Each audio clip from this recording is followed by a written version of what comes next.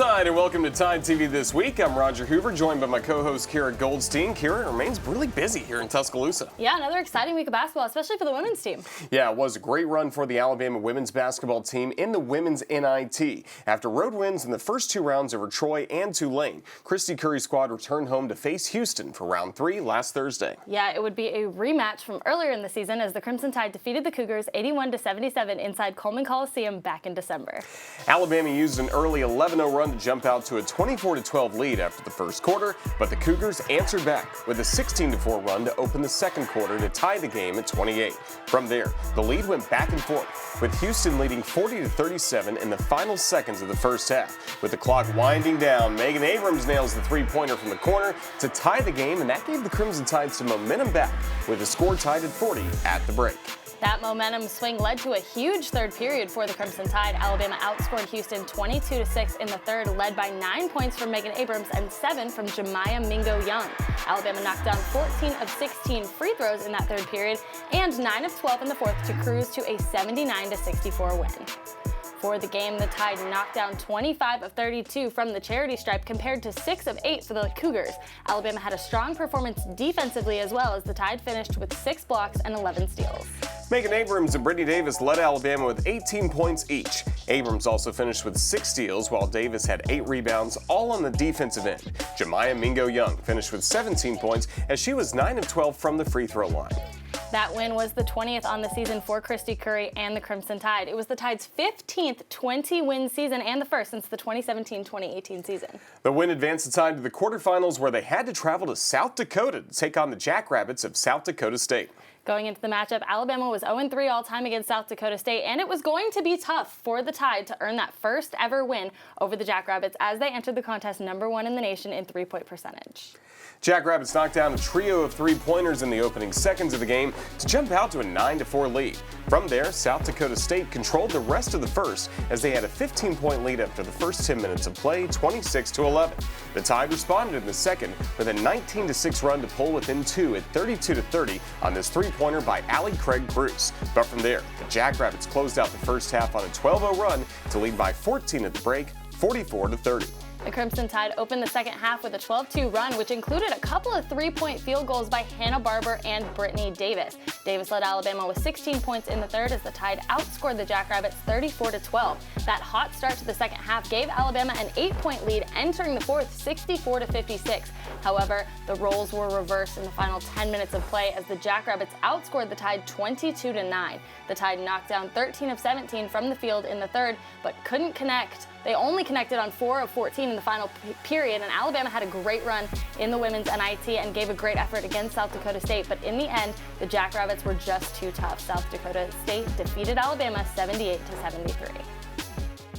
I couldn't be any prouder, I think, in coaching. I'm not sure I've had a group where I feel like we honestly got everything from them they could give. They gave everything they've had to give here in February and March, and these experiences can really be momentum as we head into next season, and that's how we plan to utilize what's happened.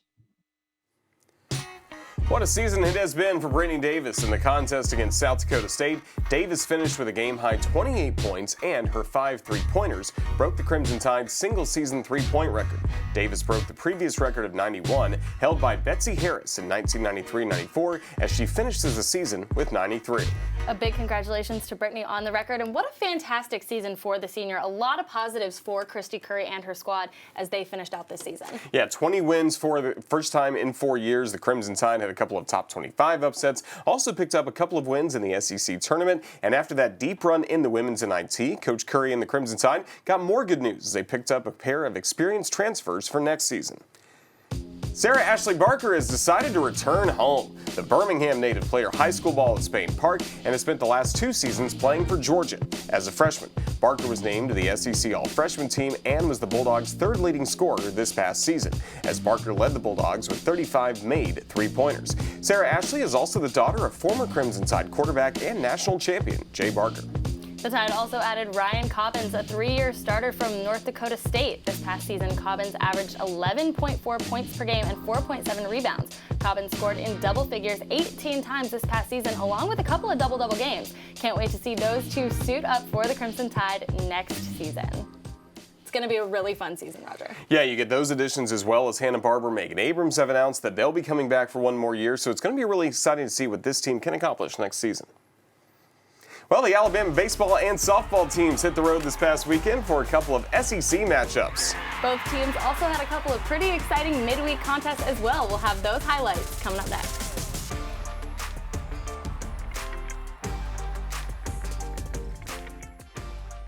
TideTV This Week is presented by the University of Alabama, where legends are made. Ford, for great offers on F-150, see your local Ford dealer. Proud sponsor of the Crimson Tide. They're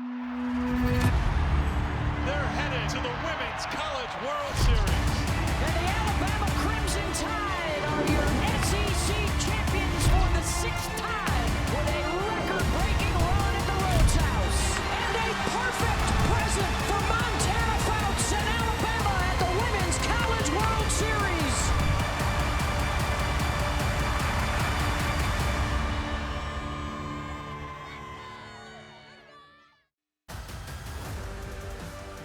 Welcome back to TideTV This Week. The Alabama baseball and softball teams are on the road this past weekend as both teams face SEC opponents, with baseball taking on Mississippi State and also softball taking on South Carolina. And Patrick Murphy's squad started the series off in Columbia with a little fireworks in Game 1. Trailing by 3 in the top of the 6th inning, it was pinch hitter KJ Haney's. She stepped to the plate with the bases loaded, 2 out, and the second pitch of the at-bat, she cleared the bases as she crushed the pitch over the left field wall for the go-ahead grand slam. Haney's grand slam homer gave Alabama the lead for the first time in the game at 6-5. What a hit in a high-pressure situation for the sophomore. Then in the 7th, Kaylee Tao added an insurance run with the solo shot over the wall in left center. Alabama opened the series in Columbia with a bang as the Tide won 7-5 in Game 1.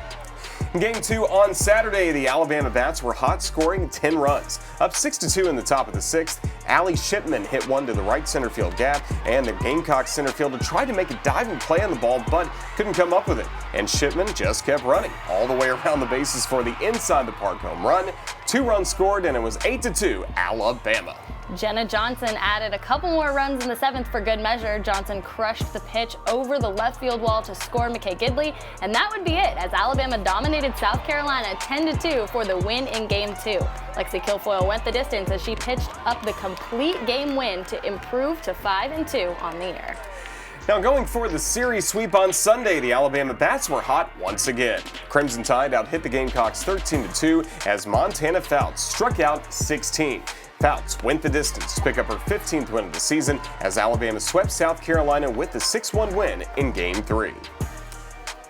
Freshman Alex Salter got the start and also shined for the Crimson Tide, throwing a no-hitter, not allowing a hit through 5 innings of work, striking out 3, her first career no-hitter, and also the 40th in Crimson Tide history. It's also the 3rd no-hitter in the last 4 matchups against Alabama State. Yeah, Salter was dominant on the mound, and Savannah Woodard came up with the big hit to end the game in the bottom of the 5th, leading 7-0 with 1 on. Woodard stepped to the plate and delivered as she hit the ball deep to left. The left fielder couldn't make the play, and the ball bounced off the warning track and hit the wall, and Callie Hevlin scores from second as Woodard's triple ends the game and preserves the no-hitter for Salter. Alabama run-ruled Alabama State in 5, 8-0. It was a huge performance from the freshman Alex Salter. With the win, Alabama improved to 29-4 on the year. And next up, the Crimson Tide will host 15th-ranked Georgia for a 3-game series starting on Saturday. The Alabama baseball team was on the road this past weekend as well. Alabama played 3 in Starkville against the Bulldogs of Mississippi State. It was a really tough start to the series for the Crimson Tide. Alabama blew late-inning leads in Games 1 and 2. In Game 1, the Crimson Tide led 6-4 in the 9th, but the Bulldogs' Hunter Hines tied it up with a 2-run shot over the wall in right. Then in the bottom of the 10th, R.J. Yeager gave Mississippi State the walk-off win as the Bulldogs won Game 1 by a 7-6 score in 10 innings.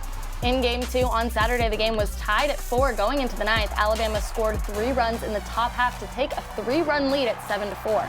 For the second day in a row, the Bulldogs overcame a multiple-run deficit to get the win. An RBI double made it 7-5. Then Logan Tanner tied the game at 7 with this 2-run shot to left field. Then Tanner Leggett gave the Bulldogs the 8-7 win with the RBI single down the left side for their second walk-off victory in a row over the Tide. Roger, Alabama had multiple run leads in both games, but they just couldn't hold on. But the Tide did manage to defeat the Bulldogs in Game 3. Yeah, it was a good end to the series in which the Tide could have easily won and even swept the Bulldogs in Starkville. Let's take an all-access look at the highlights as Alabama won Game 3 of the series 6-2. Bit of an overcast day in Starkville, Mississippi. It's Bama baseball as the Tide will try to salvage one in this series. Called third strike, and James was not ready for that. Strikeout number 2 for Grayson hit.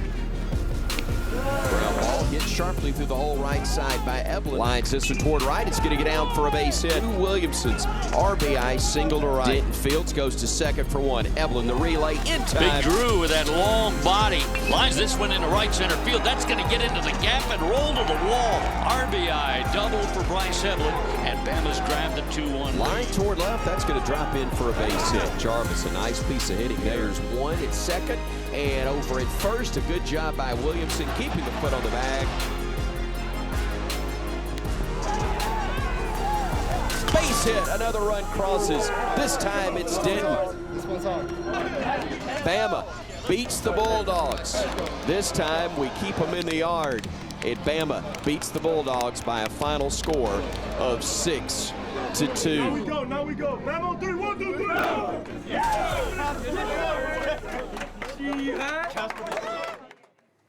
Roger, a big win for the Crimson Tide there in Game 3, and Alabama had another big win on Tuesday night.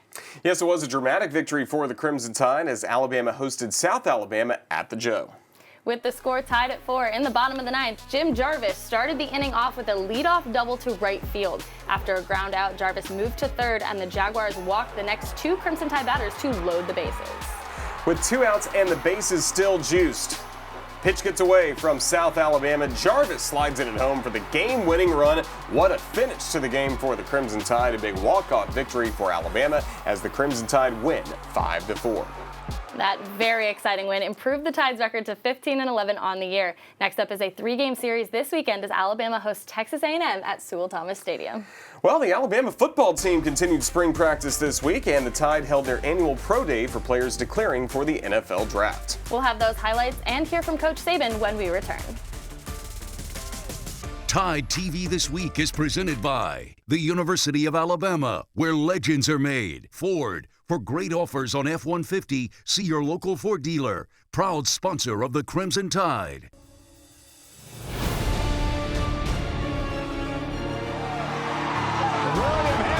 Straightaway to center. Oh, baby, did he do it? Yes, he did. And now Drew Williamson, look out downtown. Gone. Throw there is not in time, and Alabama is a winner. Both teams had a chance to celebrate today, but it's Bama's that counts. Welcome back to Tide TV This Week. The Alabama football team continued spring practice this week as the Tide returned to the practice field on Tuesday for practice number 6 of the spring. Coach Saban and the Crimson Tide practiced on Thursday as well, and also will wrap up week 3 of practice with a scrimmage inside Bryant-Denny Stadium on Saturday. You know, Roger, with so many leaving early to enter the NFL draft, it's become even more important to develop players during spring practice. I think spring practice is always important because you're always trying to develop the young players on your team. Our circumstance here doesn't seem to ever change. You know, we'd have had 9 starters back on offense and 9 starters back on defense. You know, last year was kind of a young, developing team.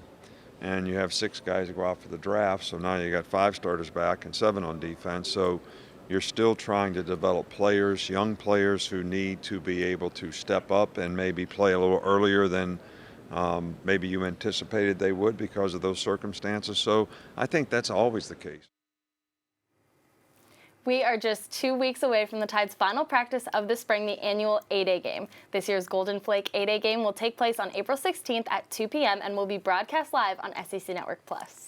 Coach Saban and the Crimson Tide also held their annual Pro Day event this week. All 32 NFL teams were in attendance on Wednesday, including New England Patriots head coach Bill Belichick and Dallas Cowboys head coach Mike McCarthy. 9 players worked out for NFL teams, including Jalen Armour-Davis, Slade Bolden, Christian Harris, Vidarian Mathis, Evan Neal, Chris Owens, LeBrian Ray, Brian Robinson Jr., and Daniel Wright. Draft-eligible players that did not participate in on-field drills but were in attendance and able to talk to NFL teams included Christopher Allen, along with Josh Jobe, John Mechie III, and Jamison Williams. Lots of players here want to get an education. We do the best we can to create a platform for them to be successful in that regard, but they all also, want the opportunity to play in the NFL someday. So we want to try to continue to try to help them develop to be the best players they can be so that they get opportunities like this. And Coach Saban and the staff have been great at helping players make it to the NFL. Alabama has 39 first-round draft picks since Coach Saban's first draft class back in 2008, and that is 17 more than the next closest school, Ohio State, with 22. Pretty impressive. Yes, very impressive. And players will have another chance to work out for the Scouts on the Tide's second Pro Day on Wednesday, April 13th. Stay with us. We'll have more Tide TV this week coming up next.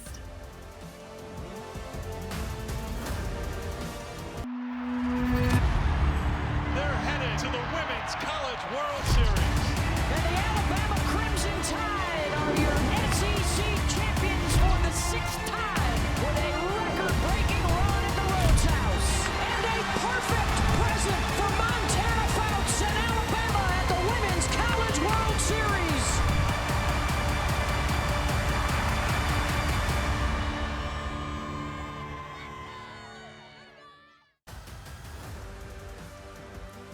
Welcome back to Tide TV this week. The Alabama swimming and diving team had an exciting season, and the Tide capped it off with a great showing at the NCAA Championships. Yeah, the Alabama men's swimming and diving team used several career best and multiple top 10 finishes to earn their 8th consecutive top 15 finish. The men took 14th place at the NCAA Championships held in Atlanta this past week. The men also finished in 2nd place at the SEC Championships, its best finish since 1987. The week before, the Alabama women's swimming and diving team had their best finish in program history as the Tide finished in 4th place. The Crimson Tide women posted the top finish at the NCAA Championships by a Southeastern Conference school 7 places ahead of Tennessee. Fifth-year senior Paulie Mack won the first tournament title in her career last weekend in her final regular season tournament. Mack led wire-to-wire at the Liz Murphy Collegiate Classic, shooting a 3-under par 213 for the tournament. She won the tournament title by 4 strokes, the only player to post an under par tournament total. Mack was also named the SEC Women's Golfer of the Week for the first time in her career. The Alabama women's tennis team picked up a win over Missouri this past weekend. The Tide defeated the Tigers 6-1 on Friday, but dropped a tough match to Arkansas on Sunday. Alabama won the doubles point, but was unable to close out any of the singles matches as Arkansas won 4-1. The Alabama men's tennis team dropped a couple of hard-fought SEC matchups this past weekend to Mississippi State and Vanderbilt, but the Crimson Tide did close out the weekend with a win over Tennessee State. The Tide defeated the Tigers 6-1. Busy week here at the Capstone Kira, but we love it. Yeah, Roger, we love this time of year. It's postseason for a lot of sports, and the rest are in the middle of SEC play. And there were some great moments this past week. We'll have those for you next as we reveal our top plays and players of the week in just 90 seconds.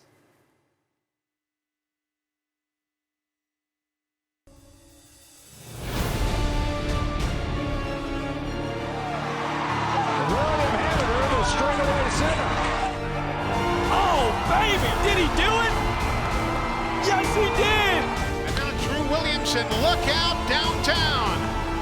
Gone. Throw there is not in time, and Alabama is a winner. Both teams had a chance to celebrate today, but it's Bama's that counts.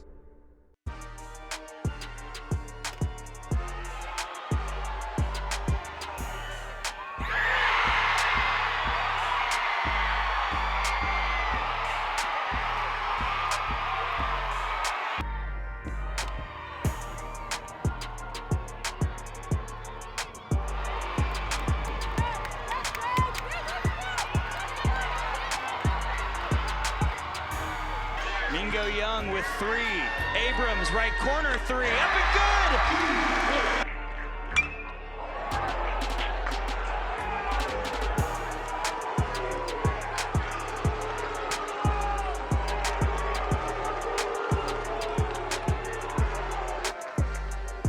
In the dirt, here comes Jim Jarvis. Alabama wins 5-4 over South Alabama. What a moment for the Crimson Tide. Welcome back to Tide TV this week. Those are ATI Plays of the Week. Now let's take a look at our Players of the Week, brought to you by Legacy of Hope. What a season for freshman Alex Salter. She pitched a no-hitter on Tuesday night against Alabama State. Salter struck out 3, not allowing a hit in 5 innings. And on the year, Salter is 7-1 with a 2.57 ERA. From a freshman to a fifth-year senior, Paulie Mack won her first ever tournament title in her final collegiate regular season tournament. Mack was the only golfer to shoot under par for the tournament as she finished 3 under. Mack also earned her first ever SEC Golfer of the Week award. And another senior had a career first as Brittany Davis broke the Alabama women's basketball single-season three-point record.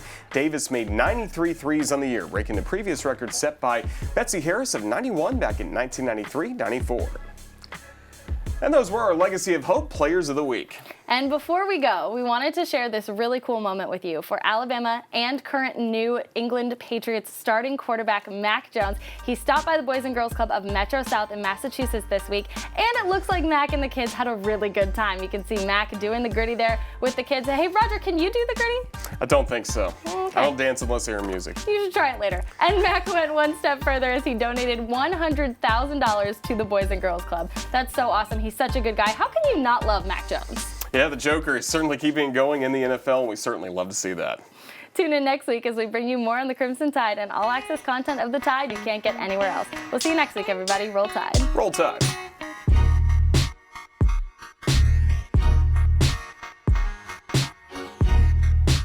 This has been a presentation from Learfield,